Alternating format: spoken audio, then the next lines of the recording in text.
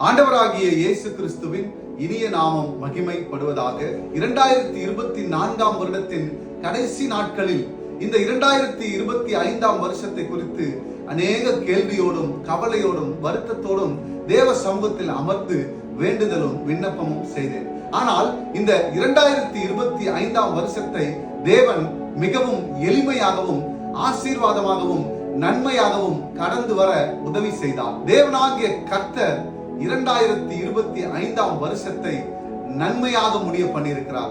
பிரியமானவர்களே, இந்த வருஷத்தின் 2ஆம் நாளிலே இந்த செய்தியை கேட்டுக்கொண்டிருக்கிற உங்களுடைய வாழ்க்கையில ஒரு போராட்டமான வாழ்க்கை, கடன் பிரச்சனை, கவலை, வேதனை, பாடுகள், அவமானம், இப்படி ஏதோ ஒரு காரியம் உங்களை புரட்டி கொண்டிருக்கலாம். ஆனால் தேவனுடைய வார்த்தை ஒன்று சொல்கிறது. மல்கியா 3ஆம் அதிகாரம் 1ஆம் வசனம், இதோ நான் என் தூதனை அனுப்புகிறேன், அவன் எனக்கு முன்பாக போய் வழியை ஆயத்தம் பண்ணுவான்.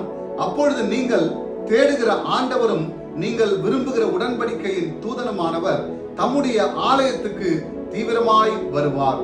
இதோ வருகிறார் என்று சேனைகளின் கர்த்தர் சொல்லுகிறார்.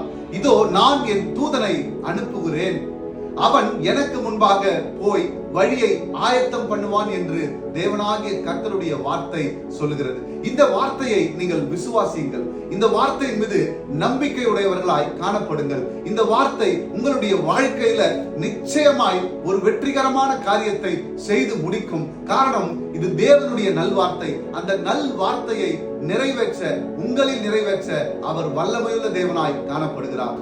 எனவே இந்த வருஷம் தேவனாகிய கர்த்தர் உங்களுடைய குடும்பத்திற்கு, தொழிலுக்கு, உங்களுடைய வாழ்க்கைக்கு வழியை ஆயத்தம் பண்ணுவேன் என்று சொல்லுகிறார். அந்த வழியை நாம் தெரிந்து கொள்ள வேண்டும் என்றால், அந்த வழியிலே நாம் நடக்க வேண்டும் என்றால், அந்த வழியிலே நடந்து அந்த நன்மைகளை, ஆசீர்வாதத்தை, சுதந்திரத்தை நாம் பெற்றுக்கொள்ள வேண்டும் என்றால் அவருடைய கற்பனைகளையும் கட்டளைகளையும் நாம் முதலாவது கை கொள்ள வேண்டும். அவருடைய சமூகத்திலே நாம் அமர்ந்து நம்மை ஒப்பு கொடுக்க வேண்டும். அந்த காரியங்களை செய்தால் மட்டும்தான் நாம் அவருடைய சுதந்திரத்தில் வைத்திருக்கிற எல்லா காரியங்களையும் சுதந்திரிக்க முடியும். நீங்கள் ஒரு விசை அந்த பரலோகத்தின் தேவனாகிய கர்த்தருடைய குமாரனாகிய இயேசுவை விசுவாசித்து பாருங்கள்.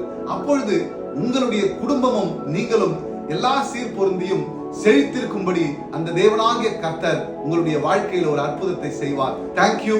God bless you.